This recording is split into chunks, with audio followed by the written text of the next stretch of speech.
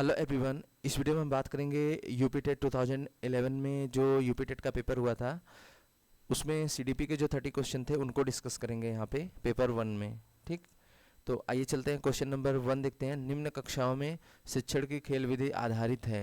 शिक्षण की खेल विधि यानी पढ़ाते समय बच्चों को जो बच्चे जो खेल खेलते हैं उस वो किस पर आधारित है। पहला ऑप्शन है शारीरिक शिक्षा कार्यक्रमों के सिद्धांत पर, दूसरा है शिक्षण की विधियों के सिद्धांत पर, तीसरा है विकास एवं वृद्धि के मनोवैज्ञानिक सिद्धांत पर, और शिक्षण के सामाजिक सिद्धांत पर। तो देखिए, जो बच्चे होते हैं वो जब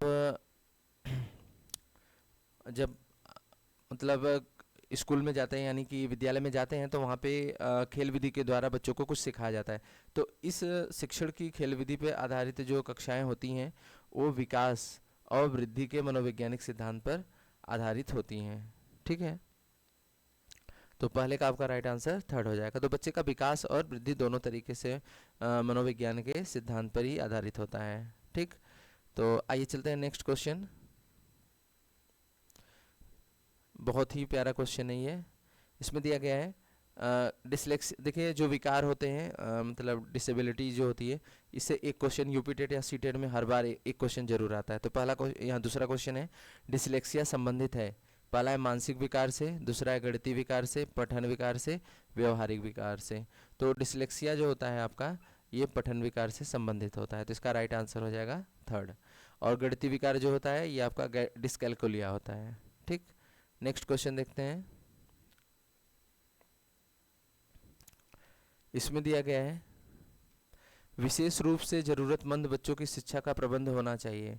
तो पहला दिया गया है सामान्य बच्चों के साथ, दूसरा दिया गया है विशेष विद्यालयों में विशेष बच्चों के लिए विकसित विधियों द्वारा, तीसरा दिया गया है विशेष विद्यालय में, और चौथा दिया गया है विशेष विद्यालयों में विशेष शिक्षकों द्वारा।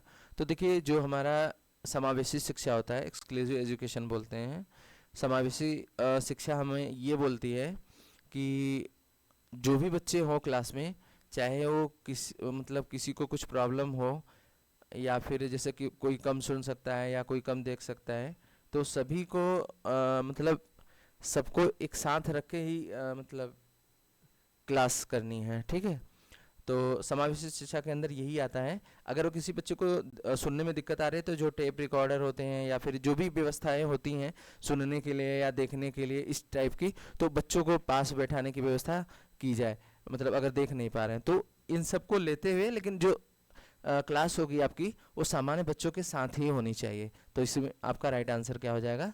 फर्स्ट हो जाएगा। ओके, समावेशी शिक्षा का मतलब ये होता है कि सभी बच्चों को एक साथ शिक्षा दी जाए। ठीक है, वो फिर इसके बाद देखते हैं फोर्थ क्वेश्चन। इसमें दिया गया है अधिगम के प्रक्रम में अभिप्रेरणा। यहाँ पे अभिप्रेरण या अभिप्रेरणा क्या करता है? अभिप्रेरणा मीन्स मोटिवेशन की बात हो रही है। तो पहला दिया गया सीखने वालों की स्मृति को तेज बनाता है, दूसरा ऑप्शन है पुराने अधिगम से नए अधिगम को विभेदित करता है, तीसरा दिया गया एक दिशी रूप से सोचने में सीखने वालों को प्रस्तुत करता है, चौथा दिया गया नए सीखने वालों के अधिगम के लिए रुचि का सृजन करता है। तो जो देखिए मोटिवेशन से क्या होता है, मोटिवेशन जैसे मोटिवेशन होता है ना कि आप मोटिवेशन लीजिए जिससे आप पढ़ने के अंदर आपके अंदर मतलब रुचि बढ़ जाए। ठीक है, मतलब मोटिवेशन से क्या होता है, हमारे अंदर पॉजिटिव थिंकिंग आती है और जिसमें हमें किसी काम करने की रुचि बढ़ जाती है। तो इसका राइट आंसर फोर्थ हो जाएगा कि नए सीखने वालों में अधिगम के लिए रुचि का सृजन करता है। तो फोर्थ का फोर्थ हो जाएगा। नेक्स्ट क्वेश्चन देखते हैं। इसमें दिया गया है कक्षा 5 के न्यून दृष्टि वाले बच्चों को निम्न स्तर के कार्य के लिए माफ़ करना उचित है, दूसरा उनके दैनिक कार्य में उनके माता पिता तथा मित्रों को सहायता करनी चाहिए, तीसरा दिया गया कक्षा में सामान्य रूप से बर्ताव करना चाहिए तथा ऑडियो सीडी के जरिए सहायता प्रदान करनी चाहिए। न्यूनतम दृष्टि वाले बच्चों की बात हो रही है, समझ रहे हैं ना आप? न्यूनतम दृष्टि मतलब वो कम देख पा रहे हैं। तो ऐसे बच्चों के लिए हमें क्या करना चाहिए? कक्षा में सामान्य रूप से बर्ताव करना चाहिए और ऑडियो सीडी के जरिए सहायता प्रदान करनी चाहिए। तो राइट आंसर थर्ड हो जाएगा। मैंने अभी इससे पहले वाले क्वेश्चन में भी बताया था कि अगर किसी बच्चे को कोई प्रॉब्लम है तो ऑडियो सीडी के जरिए उसे सहायता या मतलब जिस टाइप की प्रॉब्लम हो उसको उस तरीके की सुविधा दे देनी चाहिए। नेक्स्ट, ये भी बिल्कुल आसान क्वेश्चन है। श्यामपट्ट को शिक्षण सामग्री के किस समूह के अंतर्गत अंतर यहाँ पे अंतर्गत होना चाहिए, अंतर्गत किया जा सकता है। तो श्यामपट्ट क्या होता है? श्यामपट्ट में हम देखते हैं तो यहाँ पे 4 ऑप्शन दिए गए हैं। श्रव्य साधन, दूसरा है दृश्य साधन, तीसरा है दृश्य श्रव्य साधन, चौथा इसमें से कोई नहीं। तो जो आपका श्यामपट्ट होता है वो दृश्य देखने के लिए काम आता है, तो आपका राइट आंसर सेकेंड हो जाएगा। ओके, नेक्स्ट देखते हैं। इसमें दिया गया है निम्न में से कौन शिक्षण कुशलता से संबंधित है? शिक्षण कुशलता, शिक्षण कुशलता मतलब शिक्षण में जो बच्चों को कुशल बनाए, मतलब ज़्यादा बेटर तरीके से सिखाए। तो पहला है श्यामपट्ट पर लिखना, दूसरा है प्रश्नों को हल करना, तीसरा है प्रश्न पूछना, चौथा है उपयुक्त सभी। तो इसका राइट आंसर फोर्थ हो जाएगा। शिक्षण कुशलता से संबंधित ये तीनों आते हैं, श्यामपट्ट पर लिखना, प्रश्नों को हल करना, प्रश्न पूछना। ओके, नेक्स्ट क्वेश्चन देखते हैं। क्वेश्चन को जितना आप समझ के करोगे उतना सही आंसर होने की पॉसिबिलिटी रहेगी। ठीक है, तो ये आपका यूपी टेट 2011 के सीडीपी के क्वेश्चन है। आप अपनी तैयारी यूपी टेट का कर लीजिए, क्योंकि शिक्षा चयन आयोग आपका रेडी है, लगभग 90% काम हो चुका है। बस 10% है कि चीज़ें मतलब अनाउंसमेंट करना है, क्योंकि आपको पता होगा राज्यपाल से भी मतलब राज्यपाल ने भी मतलब ऑर्डर, जो राज्यपाल के यहाँ से मतलब बोला जाता है कि भाई हाँ भाई अलाउड कर दिया गया है, मतलब राज्यपाल जो मतलब उत्तर प्रदेश के राज्यपाल हैं उन मतलब उनसे भी पारित कर दिया गया है नया शिक्षा चयन आयोग। ठीक है, तो मतलब यूपी टेट का नोटिफिकेशन आपको जल्द से जल्द मिल सकता है। तो 8 क्वेश्चन देखते हैं। दिया गया कक्षा में जो विद्यार्थी प्रश्न पूछते हैं उन्हें क्या कर, उन्हें पहला कक्षा के बाद शिक्षक से मिलने की सलाह दी जाए, दूसरा है कक्षा चर्चा में भाग लेने के लिए प्रोत्साहित किया जाए, तीसरा है लगातार प्रश्न पूछने के लिए प्रोत्साहित करना चाहिए, स्वतंत्र रूप से उत्तर ढूंढने के लिए प्रोत्साहित करना चाहिए। तो देखिए, अगर बोला जा रहा है कि कक्षा में विद्यार्थी अगर प्रश्न पूछते हैं तो स्वतंत्र रूप से, बच्चों को नहीं बोलना चाहिए प्रश्न पूछ रहे हैं तो भाई उनको प्रोत्साहित करिए ना, कक्षा में बालक शिक्षक से मिलने का नहीं, ये भी गलत है आपका। कक्षा में भाग लेने के लिए प्रोत्साहित किया जाए, ये भी गलत है। लगातार प्रश्न पूछने के लिए प्रोत्साहित करना चाहिए। तो 8 का राइट आंसर थर्ड हो जाएगा। ठीक, नेक्स्ट में दिया गया है शिक्षा के किंडरगार्टन पद्धति का प्रतिपादन किया था टीपी नन ने, दूसरा है स्पेंसर ने, तीसरा है फ्रोबेल ने, चौथा है मॉन्टेसरी ने। तो 9 का राइट आंसर थर्ड हो जाएगा। जो शिक्षा की किंडरगार्टन पद्धति थी वो फ्रोबेल ने दिया था। नेक्स्ट,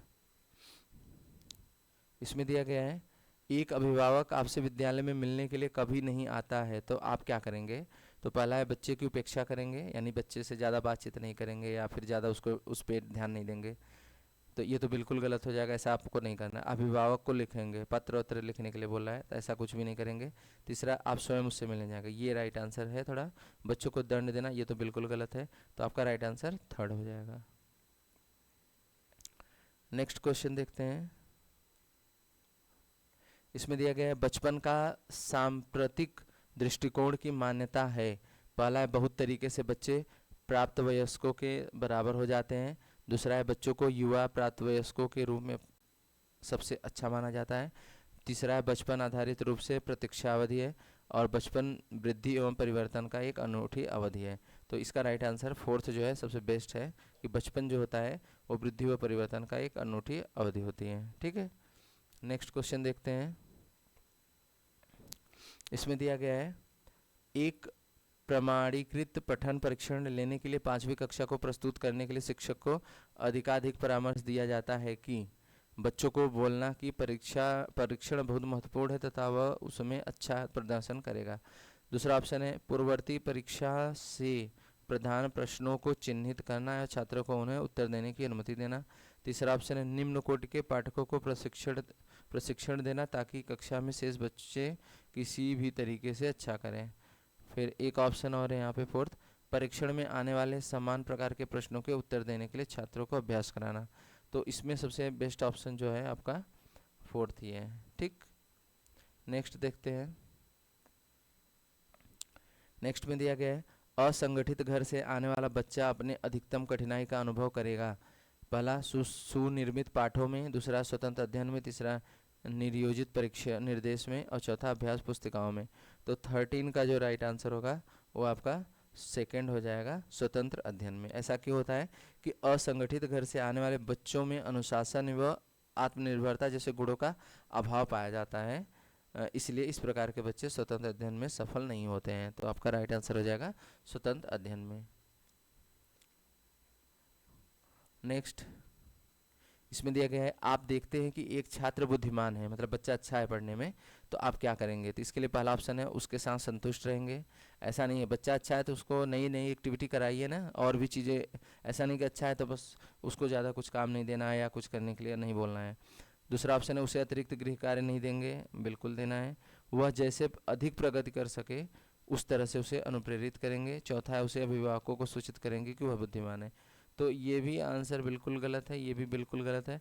उसके अतिरिक्त गृह कार्य भी देंगे, लेकिन सबसे बेस्ट जो ऑप्शन है वो आपका थर्ड है कि वह जैसे अधिक से अधिक प्रगति कर सके। बच्चा बुद्धिमान है तो इसका मतलब भाई उसको और प्रगति के रास्ते पे ले जाना है ना, तो इसलिए वो राइट आंसर थर्ड हो जाएगा। नेक्स्ट, इसमें दिया गया है यदि कुछ विद्यार्थी कक्षा में अध्ययन की चित्तवृत्ति में नहीं है तो आप उन्हें अध्ययन के लिए बाध्य करेंगे? नहीं, बिल्कुल नहीं। उन विद्यार्थियों को कक्षा छोड़ने के लिए कहेंगे? ये भी बिल्कुल गलत है। उन्हें चेतावनी देंगे कि वे अवश्य अध्ययन करें, नहीं तो आप प्रधानाध्यापक को सूचित करेंगे? ये भी बिल्कुल गलत है। चौथा है उन्हें उनकी रुचि अथवा आप अपने विषय के अनुसार रुचिपूर्ण चीज़ें पढ़ाएंगे।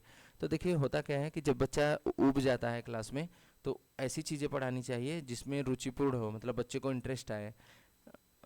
तो हमें मतलब उसी टाइप की चीज़ों को पढ़ाना चाहिए विषय के अनुसार। तो इसका राइट आंसर फोर्थ हो जाएगा।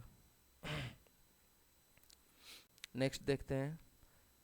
अब इसमें कह रहे हैं कि वह स्तर जिसमें बच्चा किसी वस्तु को, ध्यान देना, वह घटना के बारे में वस्तु सामने रखी हुई है उसकी बात कर रहा है, तार्किक रूप से सोचना शुरू करता है। तो मूर्त अवस्था जो होती है वस्तुओं को देख करके ही होती है। तो यहाँ पे संवेदन प्रणोद अवस्था ये पहली वाली अवस्था, औपचारिक अवस्था, पूर्ण क्रियात्मक अवस्था, मूर्त अवस्था।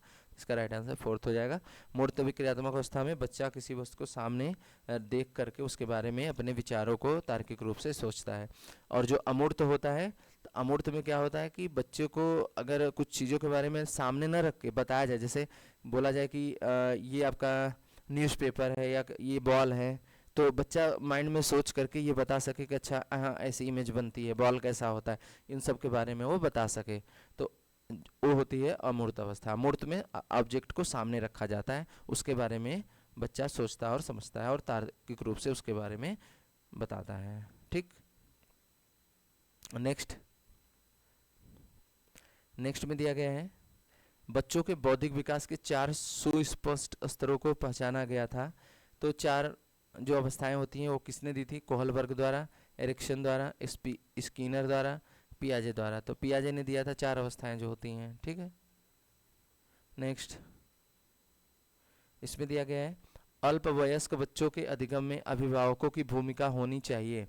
निषेधात्मक, अग्रसक्रिय, संवेदात्मक, उदासीन। तो 18 का जो आंसर है, देखिए अल्पवयस्क बच्चों के अधिगम में अभिभावकों की भूमिका, अभिभावक जो होते हैं वो कैसे होने चाहिए? अग्र सक्रिय होने चाहिए, मतलब उन्हें आगे बढ़ के बच्चों के साथ मतलब काम करना चाहिए या उनके मतलब उनको दिशा दिखानी चाहिए। ठीक है, नेक्स्ट देखते हैं। इसमें दिया गया है बच्चों के संज्ञात्मक विकास को सबसे अच्छे तरीके से कहाँ परिभाषित किया जा सकता है? खेल के मैदान में, विद्यालयों कक्षा में, ऑडिटोरियम में, गृह में।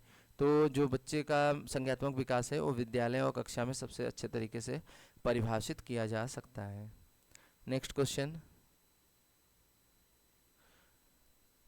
डैश को यहाँ पे दिया गया है, डैश का साइन दिया गया है, मतलब यहाँ फिल करना है। को अनुप्रेरित शिक्षण के एक संकेत के रूप में विवेचित किया जाता है। पहला ऑप्शन है कक्षा में अधिकतम उपस्थिति, शिक्षक द्वारा किया गया उपचारात्मक कार्य, विद्यार्थियों द्वारा प्रश्न पूछना, कक्षा में पूर्ण निरसता।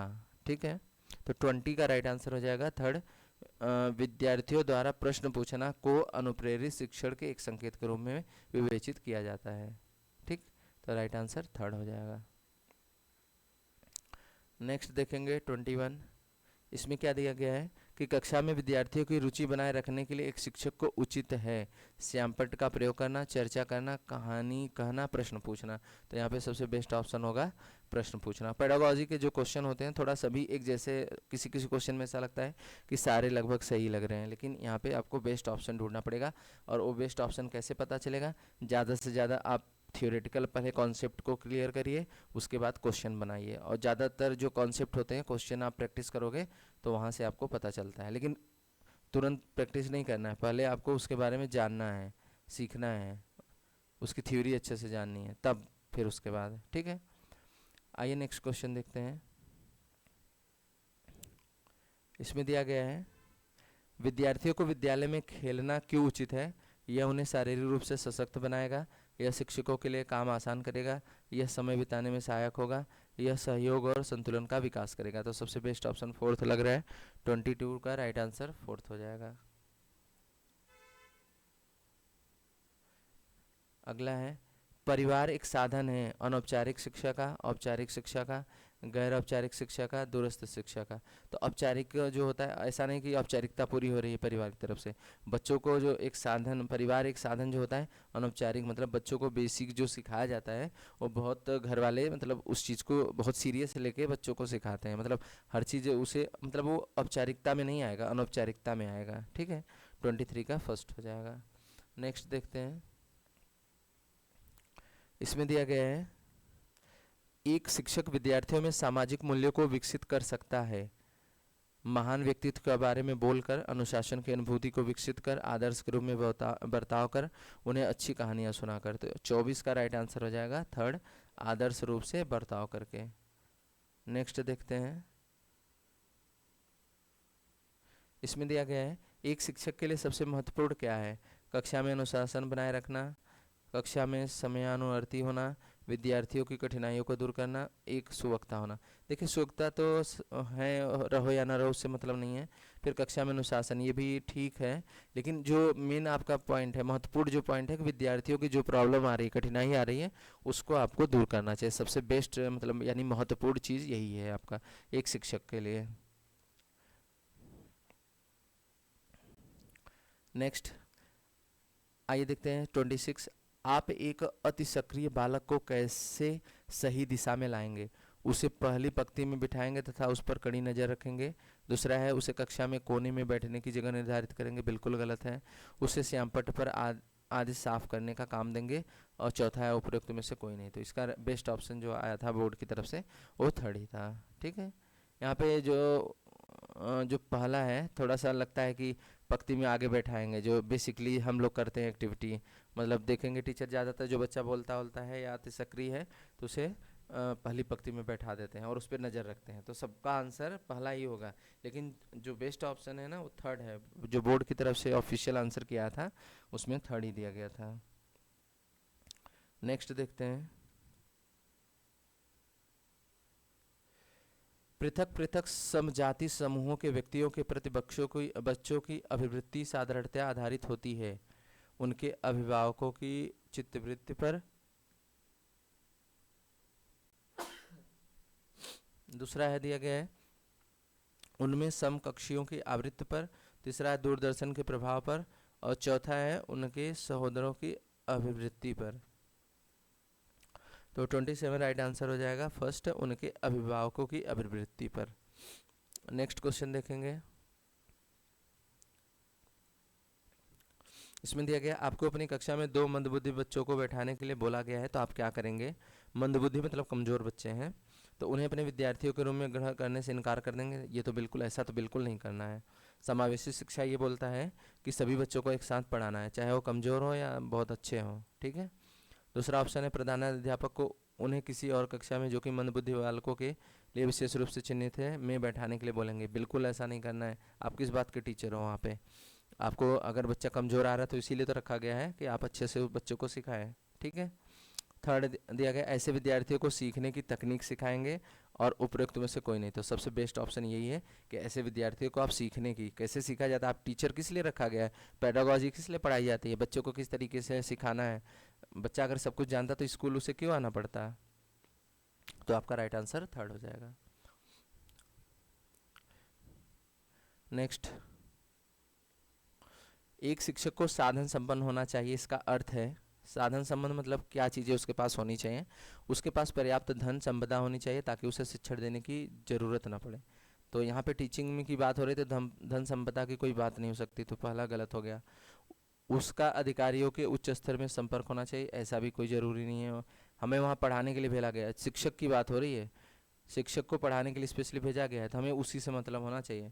तीसरा है, उनको अपने विद्यार्थियों की समस्याओं को हल करने का पर्याप्त ज्ञान होना चाहिए, ये बेटर है। और चौथा भी देख लेते हैं, विद्यार्थियों के बीच उसकी प्रसिद्धि होनी चाहिए। ऐसा ज़रूरी नहीं है प्रसिद्धि हो या ना हो, लेकिन आपको उनकी समस्याओं को हल करना आना चाहिए। क्लियर है? लास्ट क्वेश्चन है, देखते हैं। इसमें दिया गया है, बच्चों में संज्ञात्मक समायोजन प्रभावी होता है व्यक्तित्व के निर्माण में, कक्षा शिक्षण में, अनुशासन में, उपयुक्त सभी। तो बच्चों में जो संवेगात्मक समायोजन प्रभावी होता है वो व्यक्तित्व निर्माण में, कक्षा शिक्षण में, अनुशासन में, सभी में प्रभावी होता है। ठीक है, तो आपका राइट आंसर फोर्थ हो जाएगा। तो ये थे आपके 2011 यूपी टेट में सीडीपी के जो 30 क्वेश्चन आए थे, उनको मैंने कंप्लीट करा दिया है। यूपी टेट के साथ साथ आपको सी टेट की भी क्लासेस मिलेंगी।